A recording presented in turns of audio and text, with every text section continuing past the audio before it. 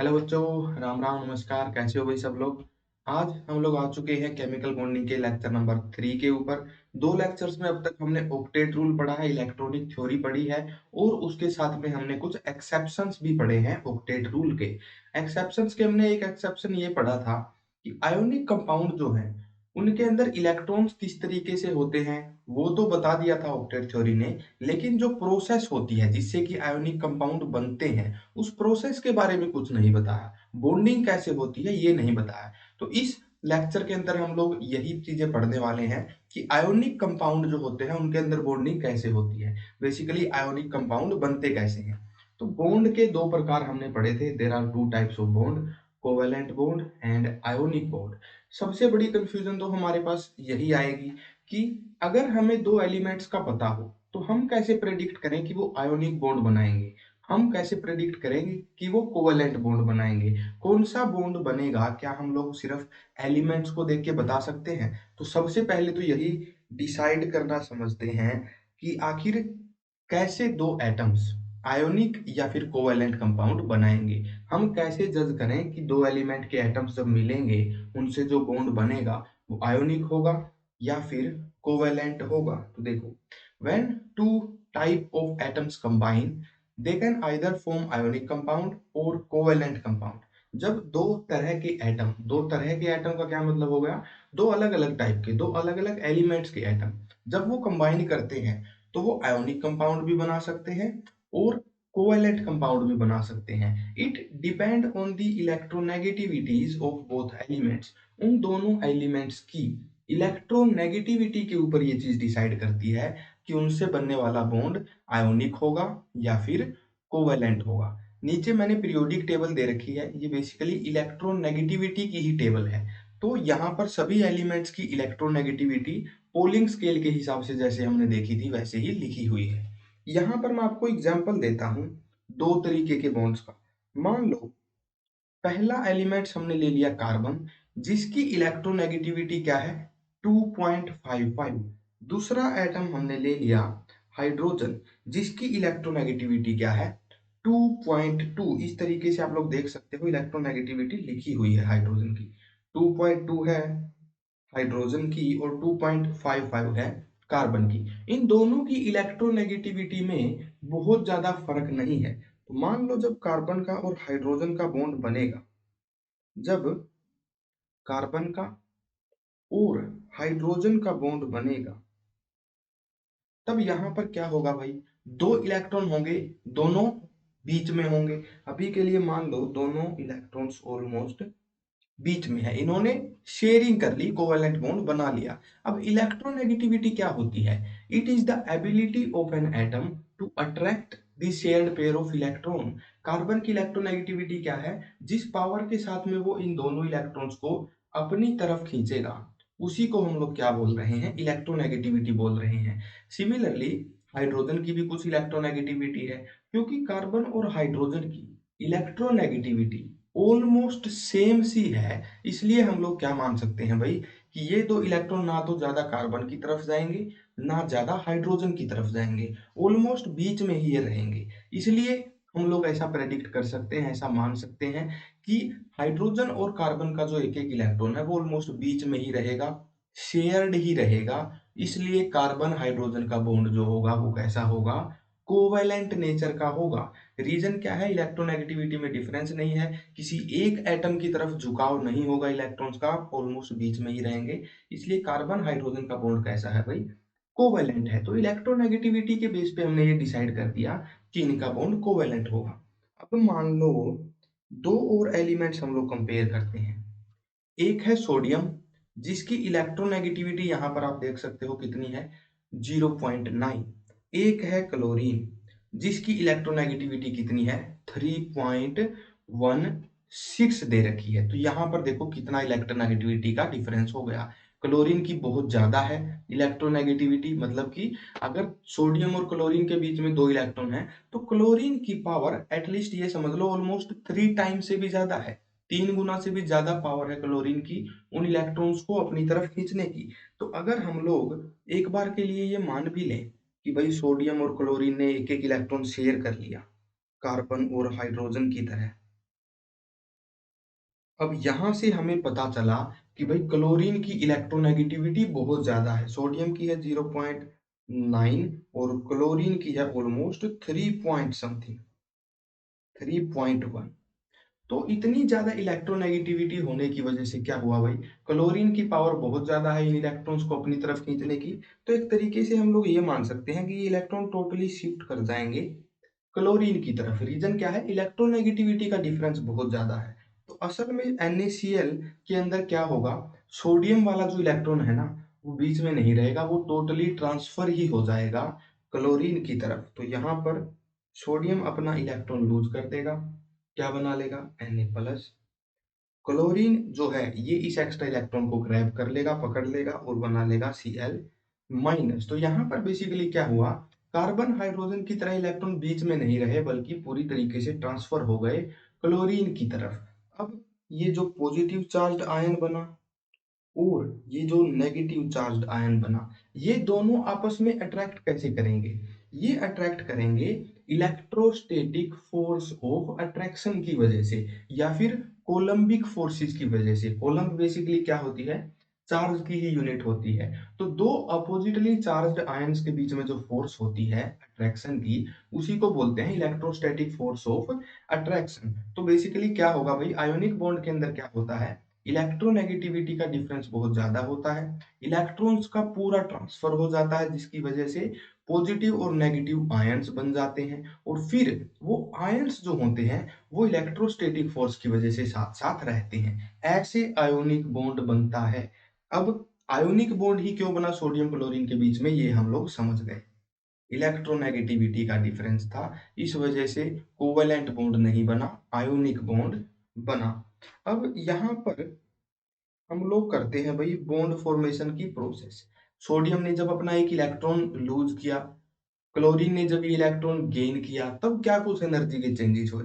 देखो, ionic bond बनेगा किस केस में, ये तो हम लोग समझ गए, किन्हीं दो एलिमेंट्स के बीच में आयोनिक या फिर कोवेलेंट बॉन्ड बनेगा, ये भी हम लोग समझ गए कि कैसे डिसाइड करना है, इलेक्ट्रोनेगेटिविटी के बेस पे डिसाइड करना है। अभी पूरा प्रोसेस बारीकी से हम लोग समझते हैं, ठीक है। आयोनिक बॉन्ड में डिफरेंट आयंस कैसे बनते हैं, देखो, सोडियम मेटल जो है ये इलेक्ट्रॉन लूज कर रहा है। थर्ड चैप्टर में हमने पढ़ा है भाई, किसी भी आइसोलेटेड गैसियस एटम से इलेक्ट्रॉन जब हमें बाहर निकालना होता है तब वहां उस इलेक्ट्रॉन को एनर्जी देनी पड़ती है। जितनी एनर्जी देनी पड़ती है उसको बोला जाता है आयोनाइजेशन एनर्जी। तो एटम्स जो हैं जिनकी आयोनाइजेशन एनर्जी बहुत कम है, मतलब सोडियम जैसे जो मेटल होते हैं फर्स्ट ग्रुप के, उनकी आयोनाइजेशन एनर्जी बहुत कम होती है। बहुत कम एनर्जी देने से ही उनका इलेक्ट्रॉन बाहर निकल जाता है। रीजन क्या है भाई, उनका ऑक्टेट कंप्लीट हो जाता है एक इलेक्ट्रॉन के निकलते ही, है ना। इस वजह से बहुत कम एनर्जी में ही उनका लास्ट इलेक्ट्रॉन बाहर निकल जाता है। तो एटम जो होते हैं जिनकी आयोनाइजेशन एनर्जी बहुत कम होती है, they tend to make positively charged ion. तो वो क्या चाहते हैं, वो ऐसा कोशिश करते हैं कि पॉजिटिवली चार्ज्ड आयन बना लें। फॉर एग्जाम्पल सोडियम यहाँ पर क्या कर रहा है, एक इलेक्ट्रॉन बाहर निकाल रहा है और Na+ में कन्वर्ट हो रहा है। तो मेटल जो होते हैं उनकी आयोनाइजेशन एनर्जी बहुत ही कम होती है, बहुत कम एनर्जी एब्जॉर्ब करके ही वो इलेक्ट्रॉन अपना निकाल देते हैं। सेकेंडली देखो भाई, हेलोजेंस जो होते हैं उनकी इलेक्ट्रॉन गेन इंथैल्पी बहुत ज्यादा नेगेटिव होती है। इसका क्या मतलब है, देखो, जब इलेक्ट्रॉन गेन करता है कोई एटम, खास करके हैलोजेंस, और जब वो क्लोराइड आयन बना लेता है तो इस प्रोसेस में क्या होता है, एनर्जी रिलीज होती है, एनर्जी बाहर निकलती है। एनर्जी जब रिलीज होती है तब और ज्यादा स्टेबिलिटी आती है। तो यहाँ पर इनके इलेक्ट्रॉन गेन करने से इतनी ज्यादा एनर्जी बाहर क्यों निकल रही है, वही ऑक्टेट वाला रीजन है। क्लोरीन के लास्ट शेल में 7 इलेक्ट्रॉन है जबकि क्लोराइड आयन के लास्ट शेल में 8 इलेक्ट्रॉन है। तो इस वजह से क्या है भाई, atoms with very high electron gain enthalpy tend to make negatively charged ion. Chlorine, fluorine, bromine, ये जो हैलोजन है, ये ऐसे एलिमेंट हैं जिनकी इलेक्ट्रॉन गेन इंथैल्पी बहुत ज्यादा नेगेटिव है, बहुत ही हाई है, बहुत हाई एनर्जी रिलीज होगी अगर ये एक इलेक्ट्रॉन गेन कर लेंगे। तो ये इस तरीके के एटम क्या कोशिश करेंगे भाई, ये कोशिश करेंगे कि नेगेटिवली चार्ज्ड आयन की फॉर्म में रहें। तो यहाँ पर बेसिकली आप लोग ये समझ गए कौन सा एटम पॉजिटिवली चार्ज्ड आयन बनाना चाहेगा जिसकी आयोनाइजेशन एनर्जी कम होगी, और कौन सा टाइप का एटम एक एनायन बनाना चाहेगा, नेगेटिवली चार्ज्ड एनायन बनाना चाहेगा, जिनकी इलेक्ट्रॉन गेन इंथैल्पी बहुत ज्यादा होगी। तो सोडियम सोडियम प्लस की फॉर्म में रहना चाहता है, क्लोरीन क्लोराइड आयन की फॉर्म में रहना चाहता है। रीजन क्या है? Less ionization energy, high electron gain enthalpy. तो यहाँ पर आगे देखो, these compounds formed by highly electropositive and highly electronegative elements are therefore ionic. जब सोडियम जैसे highly electropositive element, highly electropositive उसी को कहा जाता है जिसकी आयोनाइजेशन एनर्जी बहुत कम हो, मतलब बहुत जल्दी से जो कि पॉजिटिवली चार्ज आयन बना ले। तो सोडियम क्या है? एक बहुत ही हाईली इलेक्ट्रोपॉजिटिव एलिमेंट है and a highly electronegative atom. Halogen क्या होते हैं? बहुत ज्यादा इलेक्ट्रोनेगेटिव होते हैं। तो क्लोरीन जैसा हाईली इलेक्ट्रोनेगेटिव एटम। इस तरीके के दो एलिमेंट्स के एटम जब कंबाइन करेंगे, एक हाईली इलेक्ट्रोपॉजिटिव दूसरा हाईली इलेक्ट्रोनेगेटिव, ऐसे दो एटम जब कंबाइन करेंगे तो ये क्या करेंगे? आयोनिक बॉन्ड बनाएंगे। इस तरीके के एलिमेंट्स के बीच में कौन सा बॉन्ड बनेगा? आयोनिक बॉन्ड बनेगा। नेक्स्ट देखते हैं भाई, इन ionic compounds opposite charged ion are hold together by electrostatic force of attraction। Ionic compound के अंदर क्या होगा भाई? जो अपोजिटली चार्ज्ड आयन होंगे ना, वो इलेक्ट्रोस्टैटिक फोर्स की वजह से साथ साथ रहेंगे। फॉर एग्जांपल यहाँ पर मैं आपको स्ट्रक्चर बना के दिखाता हूँ एक आयोनिक कंपाउंड का। मान लो Na पॉजिटिव था हमारे पास, यहाँ पर रहेगा, इसके आसपास क्लोराइड आयन भी रहेंगे। यहाँ पर मान लो कि एक क्लोराइड आयन आ गया। अब यहाँ पर एक बात आप लोग ध्यान से समझो, जब कोवेलेंट बॉन्ड बनता है तब क्या होता है? कुछ इस तरीके से दो इलेक्ट्रॉन होते हैं जो कि दोनों एटम्स के बीच में शेयर्ड होते हैं। इलेक्ट्रॉन डेंसिटी जो है इस बॉन्ड में वो कार्बन और हाइड्रोजन के बीच में मैक्सिमम है।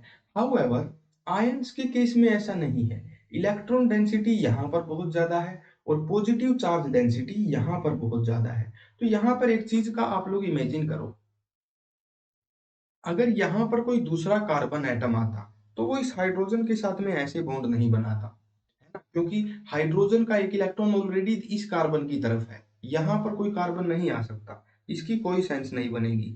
हाउएवर आयोनिक कंपाउंड्स के केस में क्या होगा? मान लो एक और Na पॉजिटिव आ जाए, इलेक्ट्रोस्टैटिक फोर्स तो यहाँ पर भी उतनी ही होगी जितनी की यहाँ पर थी, राइट ना?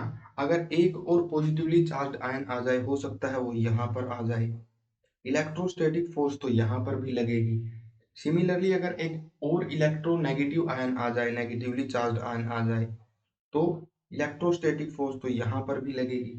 सिमिलरली इन दो आयंस के बीच में भी लगेगी। तो बेसिकली आयोनिक कंपाउंड्स में ऐसा ही होता है। आयोनिक कंपाउंड बॉन्ड की तरह दो अकेले एटम्स की फॉर्म में एग्जिस्ट नहीं करते। वो क्या करते हैं? प्लस माइनस इस तरीके से एक थ्री डायमेंशनल नेटवर्क बना लेते हैं। थ्री डायमेंशनल ज्योमेट्री सी ऐसे बना लेंगे, पॉजिटिव चार्ज नेगेटिव चार्ज। अब यहाँ पर हो सकता है आपको ये टू डायमेंशनल लग रहा हो, लेकिन क्या होगा? मान लो इस नेगेटिव के पीछे भी एक पॉजिटिव आ गया, इस पॉजिटिव के पीछे नेगेटिव आ जाएगा, इस नेगेटिव के पीछे पॉजिटिव आ जाएगा, और ये भी इस तरीके से इंटरेक्शंस कर लेंगे। तो इस तरीके से पूरा थ्री डायमेंशन में एक के बाद एक अलग अलग चार्ज मिलके पूरा एक क्रिस्टल सा बना लेगा, पूरा एक थ्री डायमेंशनल स्ट्रक्चर बना लेगा।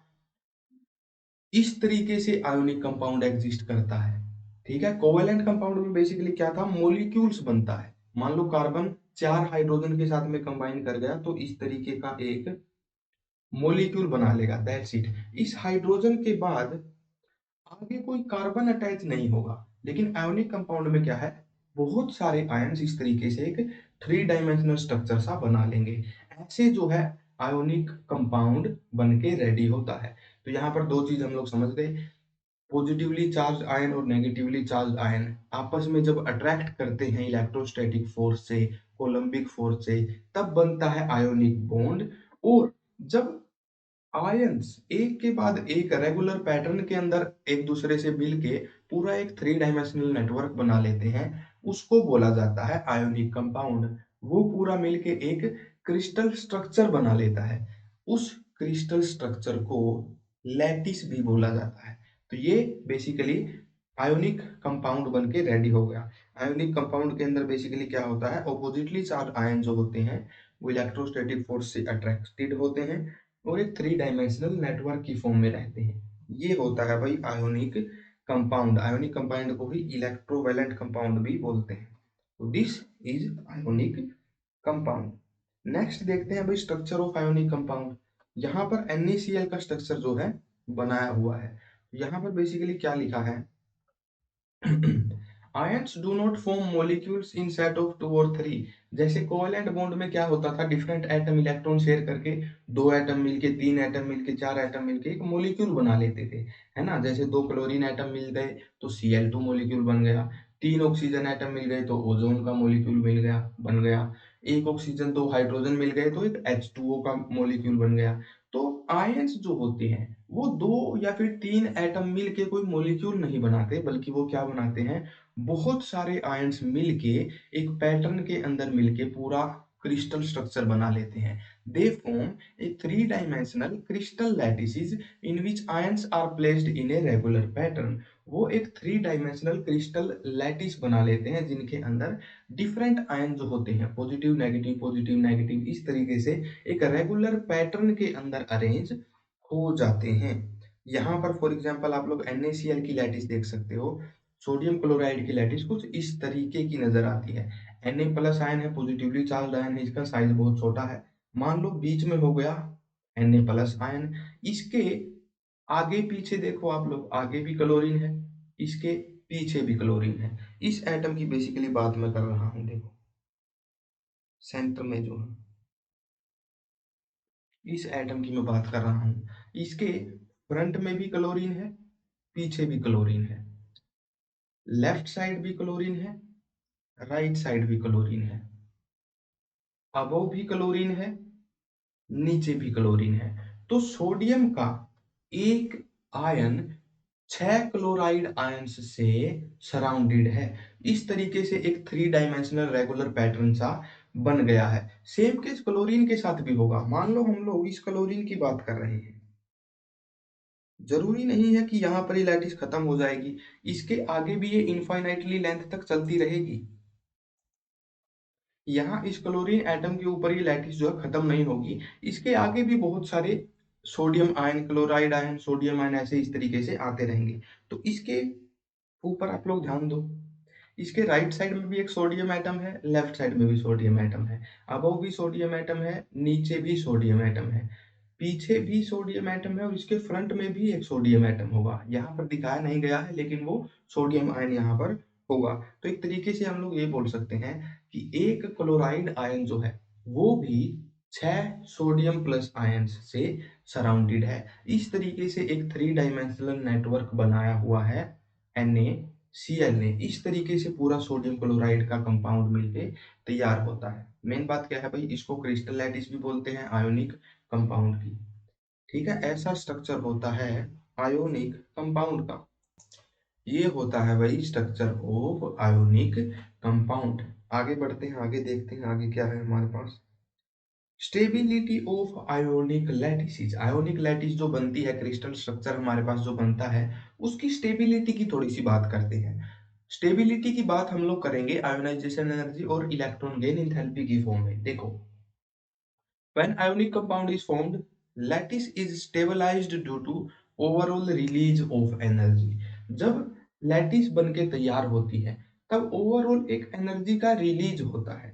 इसको मैं आपको थोड़ा सा डिटेल से समझाता हूँ। देखो, कोवेलेंट बॉन्ड जो होते हैं ना, उनके बारे में दो चीज आप लोग हमेशा ध्यान रखना। पहली बात, ये चीज यहाँ पर लिख लो कोने में, when bond is broken, when bond breaks, जब भी कोई बॉन्ड हमें ब्रेक करना होता है, तोड़ना होता है, बॉन्ड बना हुआ था मतलब एक स्टेबल सिस्टम हमारे पास था, उसको अगर ब्रेक करना है तो हमेशा एनर्जी देनी पड़ती है। एनर्जी हमेशा ही एब्जॉर्ब होती है उस प्रोसेस में। तो when bond breaks, energy is absorbed. वहीं दूसरी तरफ जब बॉन्ड बनते हैं, जब एटम्स आपस में कंबाइन होते हैं, मॉलिक्यूल बनाते हैं या फिर आयोनिक कंपाउंड बनाते हैं, तब वहां पर एनर्जी रिलीज होती है, एनर्जी कम होती है। इस वजह से एनर्जी डिक्रीज होने की वजह से ही मॉलिक्यूल स्टेबिलिटी की तरफ जाता है। तो when bond is made, energy is released।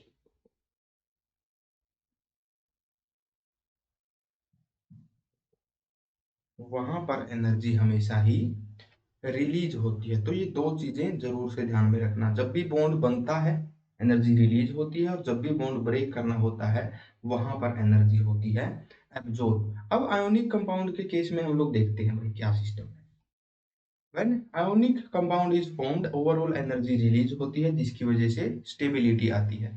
अब यहाँ पर देखो आयोनिक बॉन्ड कैसे बन रहा था। सबसे पहले सोडियम जो है एक इलेक्ट्रॉन लूज कर रहा था। जब कोई एटम इलेक्ट्रॉन लूज करता है तब वहां पर एनर्जी हमें देनी होती है, एनर्जी एब्जॉर्ब होती है, जो कि क्या है, आयोनाइजेशन एनर्जी। सोडियम को जब इलेक्ट्रॉन निकालना होता है तो आयोनाइजेशन एनर्जी जो यूज होती है वो होती है भाई 495.8 किलो जूल पर मोल। पर मोल मतलब 1 mole sodium atoms 6.022 multiplied by 10 raise to the power 23। इतने सारे एटम्स जब एक एक इलेक्ट्रॉन लूज करेंगे तब इतनी एनर्जी उन्हें हमें देनी पड़ेगी। पॉजिटिव साइन है मतलब एनर्जी एब्जॉर्ब हो रही है, एनर्जी इंक्रीज हो रही है, तो इतनी एनर्जी हमें देनी पड़ रही है। हाउएवर जब क्लोरीन इलेक्ट्रॉन को गेन करता है तब वहां पर एनर्जी होती है रिलीज। 1 मोल क्लोरीन एटम्स जब 1 मोल इलेक्ट्रॉन्स को एब्जॉर्ब करके 1 मोल क्लोराइड आयंस बनाते हैं तब वहां पर इतनी एनर्जी रिलीज होती है, इतनी एनर्जी रिलीज होती है। तो बेसिकली सोडियम प्लस आयन जब बन रहा है तो इतनी एनर्जी एब्जॉर्ब हो रही है, और जब क्लोराइड आयन बन रहा है तो इतनी एनर्जी रिलीज हो रही है। इन दोनों को जब हम लोग जोड़ देते हैं तो ओवरऑल सम आता है भाई 147.1, और ये पॉजिटिव आता है। ओवरऑल सम पॉजिटिव आया है, इसका मतलब ये है कि एक्स्ट्रा एनर्जी देनी पड़ेगी जब इनका बॉन्ड बनेगा तब भी। ओवरऑल जब सम हम लोग करते हैं आयोनाइजेशन एनर्जी का और इलेक्ट्रॉन गेन इंथैल्पी का तो वो पॉजिटिव आ रहा है, मतलब इसको और ज्यादा एनर्जी चाहिए। वो एनर्जी कहाँ से मिलती है, तो देखो वो एनर्जी इसको मिलती है यहाँ से। जब बॉन्ड बनते हैं तब एनर्जी बहुत ज्यादा रिलीज होती है। तो यहाँ पर देखो जब 1 मोल सोडियम प्लस आयन 1 मोल क्लोराइड आयंस के साथ में मिलते हैं, जब 1 मोल सोडियम प्लस आयंस 1 मोल क्लोराइड आयंस के साथ में मिलते हैं तब क्या होगा, 1 मोल लेटिस भी बनेगी, NaCl की ये एक लेटिस भी बनेगी। यहाँ पर जो एनर्जी रिलीज होती है वो कितनी होती है भाई, -788 -788 किलो जूल पर मोल।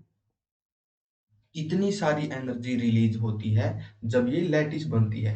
अब जो एनर्जी इसको एक्स्ट्रा चाहिए थी +147 जो आ रही थी इलेक्ट्रॉन आयोनाइजेशन एनर्जी और इलेक्ट्रॉन गेन एंथैल्पी को मिला के, वो एनर्जी बड़े आराम से मिल जाएगी इसको लैटिस एनर्जी से। दोनों आयंस के आपस में मिलने से जो एनर्जी रिलीज हो रही है वहां से ये एनर्जी बड़े आराम से मिल सकती है। तो ओवरऑल अगर इसको भी हम लोग जोड़ दें +147 में तो ओवरऑल वैल्यू बहुत ज्यादा नेगेटिव आएगी, राइट ना, बहुत ज्यादा नेगेटिव वैल्यू आएगी। मतलब ionization energy, electron gain enthalpy और लैटिस एनर्जी, इन तीनों एनर्जीज को हम लोग जोड़ दें तो ओवरऑल ये वैल्यू बहुत ज्यादा नेगेटिव ही आने वाली है। मतलब ओवरऑल एनर्जी रिलीज ही होने वाली है जब लैटिस हमारी बनेगी। यही यहाँ पर लिखा गया था कि जो लैटिस बनेगी that will be stabilized due to overall release of energy. तो ये चीज ध्यान में रखना, आयोनाइजेशन एनर्जी एब्जॉर्ब होती है, इलेक्ट्रॉन गेन एंथैल्पी रिलीज होती है, और लैटिस एनर्जी भी रिलीज होती है। तो ओवरऑल अगर तीनों को जोड़ें तो एनर्जी रिलीज ही होगी। एनर्जी जब रिलीज होती है तो ऑटोमेटिकली स्टेबिलिटी आती है, जितनी कम एनर्जी होगी उतना ही ज्यादा स्टेबल हमारा सिस्टम बनेगा। तो यहाँ पर ये रीजन है आयोनिक लैटिसेज की स्टेबिलिटी का। जब आयोनिक लैटिस बनती है तो बहुत ज्यादा स्टेबिलिटी आ जाती है। Hence, overall energy is released when compound is formed, which lead to stability of the compound। इसलिए overall energy बहुत ज्यादा रिलीज होती है जब कोई भी आयोनिक कंपाउंड बन के तैयार होता है। ठीक है भाई, ये था reason of stability of ionic lattices. Next topic देखते हैं।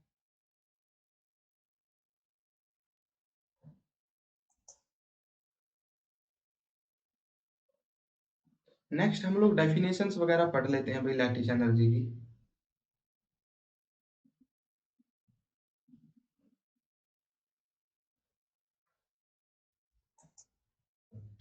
देखो भाई, lattice energy, it is the amount of energy released when 1 mole of ionic compound is crystallised in the form of A lattice. जब 1 मोल आयोनिक कंपाउंड बनता है, crystallise होता है individual ions से, तब जो एनर्जी रिलीज होती है उसको बोला जाता है लैटिस एनर्जी। अभी यहाँ पर एक बात समझो, जब लैटिस बन रही है तो कुछ एनर्जी रिलीज हो रही है, जब लैटिस हम ब्रेक करेंगे तो उतनी ही एनर्जी हमें देनी भी पड़ेगी, क्योंकि बॉन्ड्स जब ब्रेक करने होते हैं तब एनर्जी हमें देनी पड़ती है, एब्जॉर्ब होती है। तो this is also the amount of energy required to break 1 mole of ionic compound into gaseous ions. अगर 1 मोल लैटिस को, कंपाउंड को ब्रेक करना हो इंडिविजुअल गैसियस आयंस के अंदर, तब जो एनर्जी हमें देनी पड़ेगी, तब जो एनर्जी रिक्वायर्ड होगी, उसको भी लैटिस एनर्जी ही करेंगे, दोनों बराबर ही होगी। 1 मोल लैटिस जब बन रही है तब जितनी एनर्जी रिलीज होगी उतनी ही एनर्जी एब्जॉर्ब भी करवानी होगी जब वो लैटिस हमें ब्रेक करनी होगी। टिट फॉर टैट, ठीक है, उसी तरीके से बिल्कुल दोनों चीजें काम कर रही हैं। नेक्स्ट है भाई, lattice energy plays important role when ionic compounds are formed. जब आयोनिक कंपाउंड बनते हैं वहां पर भी बहुत इंपॉर्टेंट रोल होता है।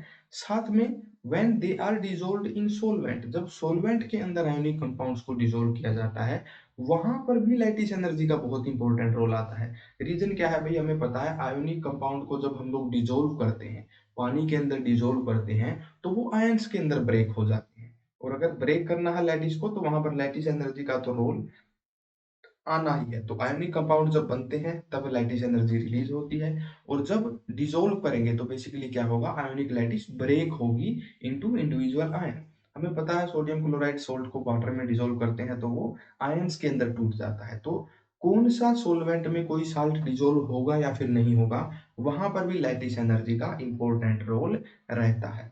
ये बात यहाँ पर हम लोग कर रहे हैं। तो लैटिस एनर्जी क्या होती है, दो तरीकों से हम लोग एक्सप्लेन कर सकते हैं, साथ में कहाँ पर इसका क्या रोल होगा ये भी समझते हैं। अभी हम लोग सोलवेंट के साथ डिसॉल्व वगैरह होगा या नहीं उसके ऊपर थोड़ा सा और डिटेल में बात करते हैं। देखो, सोल्यूबिलिटी ऑफ आयोनिक कंपाउंड, कोई आयोनिक कंपाउंड जो है वो वाटर के अंदर, सोलवेंट का एग्जांपल यहाँ पर वाटर मान रखा है, डिसॉल्व होगा या नहीं ये कैसे प्रेडिक्ट किया जाए, और उससे भी बड़ी बात कैसे हम लोग एक्सप्लेन करें इस प्रोसेस को। तो देखो, मान लो हमारे पास एक ब्लू कलर का सोल्ट था, वाटर के ग्लास के अंदर हमने उसको डिसॉल्व किया।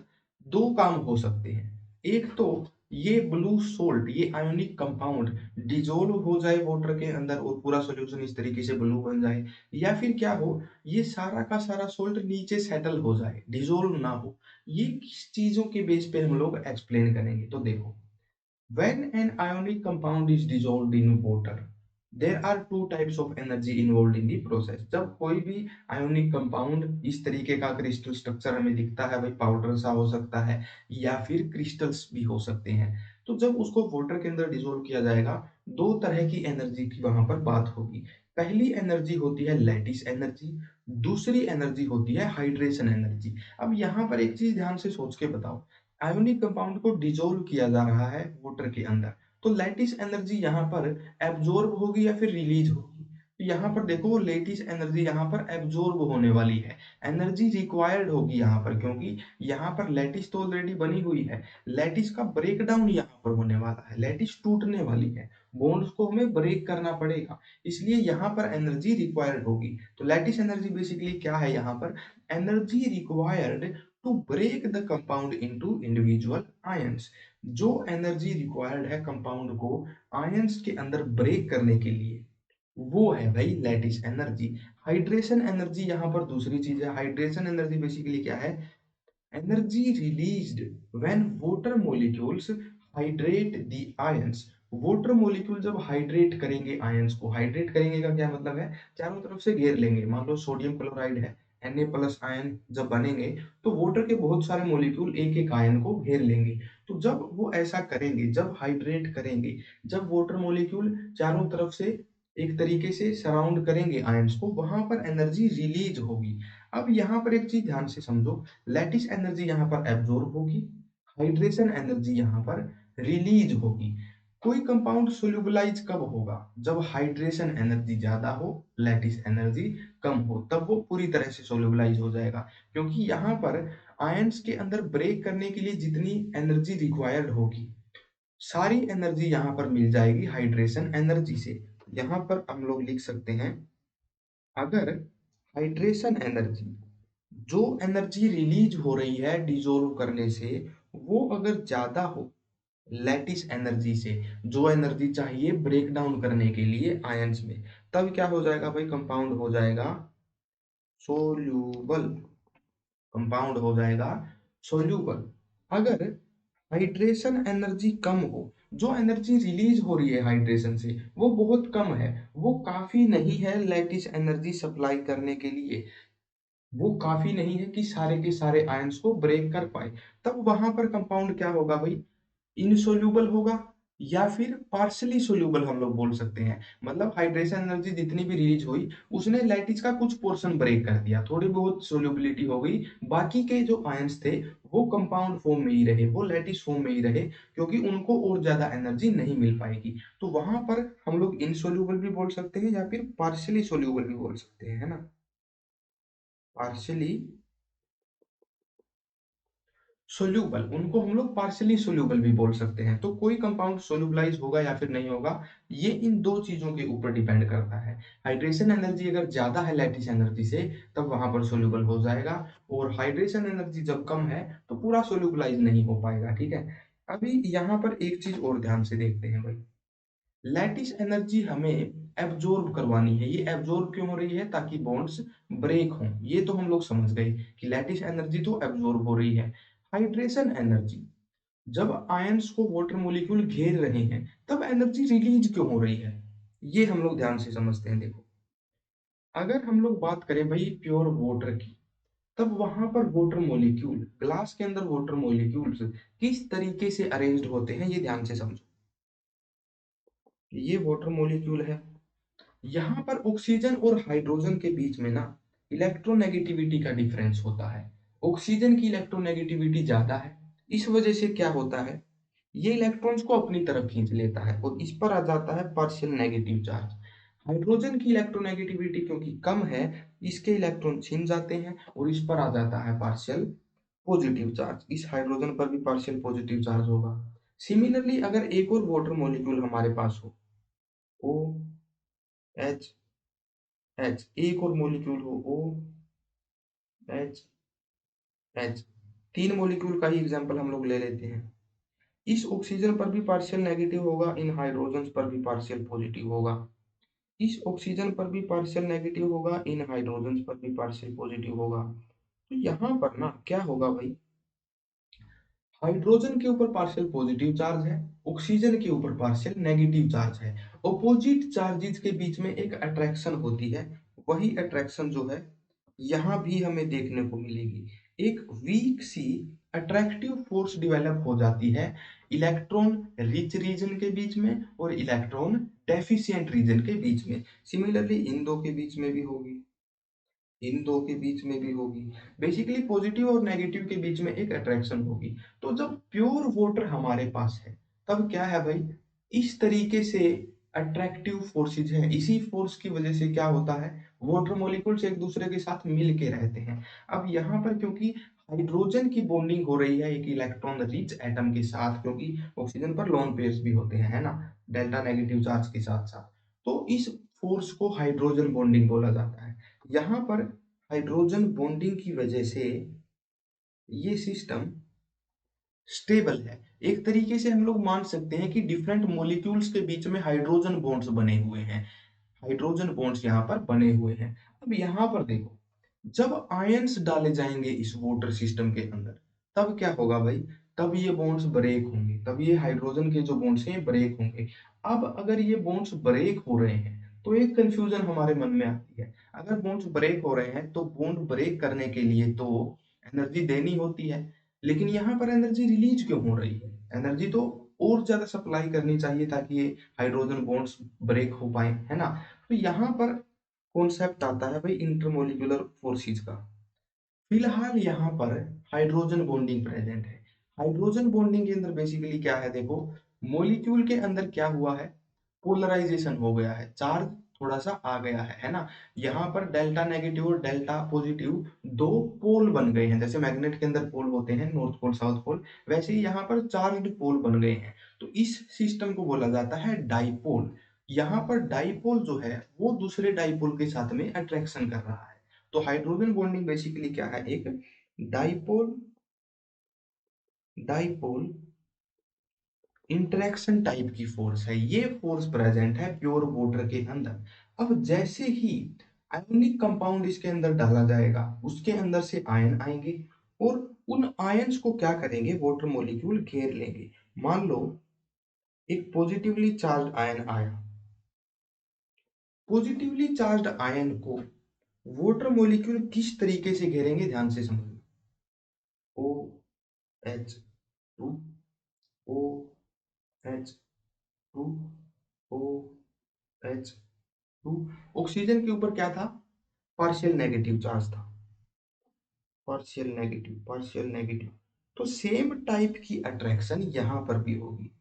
पॉजिटिव चार्ज को जो है वाटर मॉलिक्यूल्स इस तरीके से घेर लेंगे, चारों तरफ से घेर लेंगे। जरूरी नहीं है कि मैंने तीन मॉलिक्यूल दिखाए हैं तो तीन ही मॉलिक्यूल घेरेंगे, बहुत सारे मॉलिक्यूल्स चारों तरफ से घेर लेंगे इस पॉजिटिवली चार्ज आयन को। अब यहाँ पर एक चीज ध्यान से समझो, पहले जो ये ऑक्सीजन के एटम्स थे, ये सिर्फ एक हाइड्रोजन एटम को ही अट्रैक्ट कर रहे थे, और उस हाइड्रोजन पर भी पार्शियल पॉजिटिव चार्ज था, मतलब चार्ज डेंसिटी बहुत कम थी। अट्रैक्शन तो था अपोजिटली चार्जेस के बीच में, अपोजिट चार्जेस के बीच में, लेकिन कम फोर्स ऑफ अट्रैक्शन थी क्योंकि पार्शियल चार्ज था, कम पॉजिटिव चार्ज था। लेकिन यहां पर देखो, एक कंप्लीट पॉजिटिव चार्ज की अट्रैक्शन हो रही है डेल्टा नेगेटिव चार्ज के साथ में, है ना। ऑक्सीजन डेल्टा नेगेटिव है, यहां मैंने पॉजिटिव लिख दिया गलती से।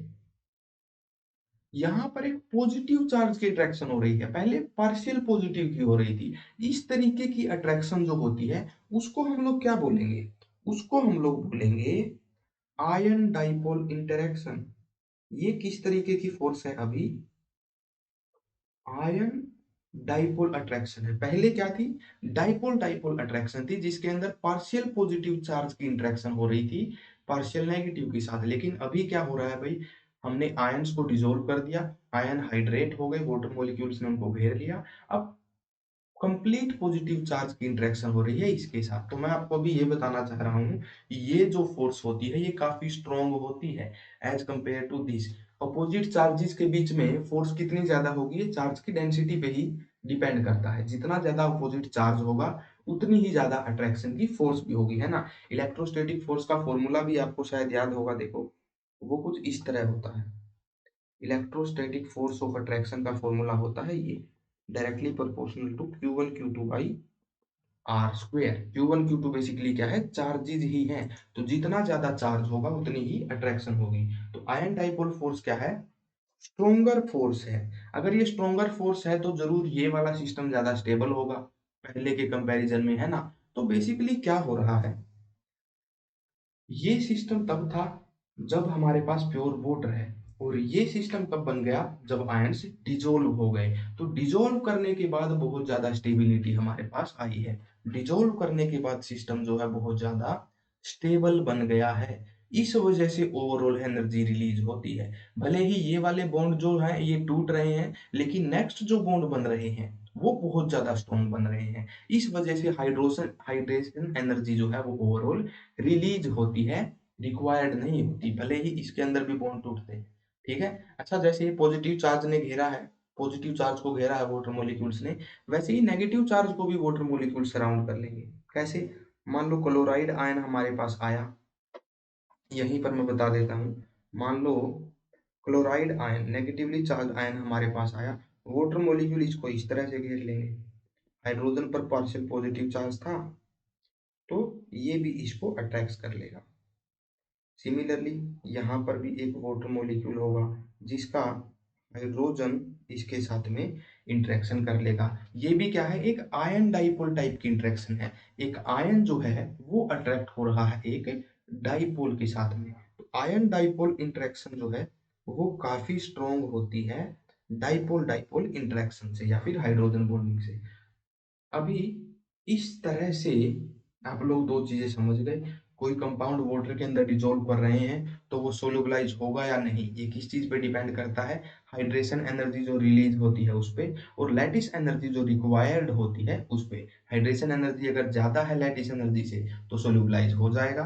हाइड्रेशन एनर्जी अगर कम रह जाती है, तो पूरा सोल्यूबलाइज़ नहीं हो पाएगा, थोड़ा बहुत अनडिसॉल्व्ड भी रह जाएगा। अभी यहाँ पर एक और कॉन्सेप्ट मैं आपको बताता हूँ, बहुत इंटरेस्टिंग सा।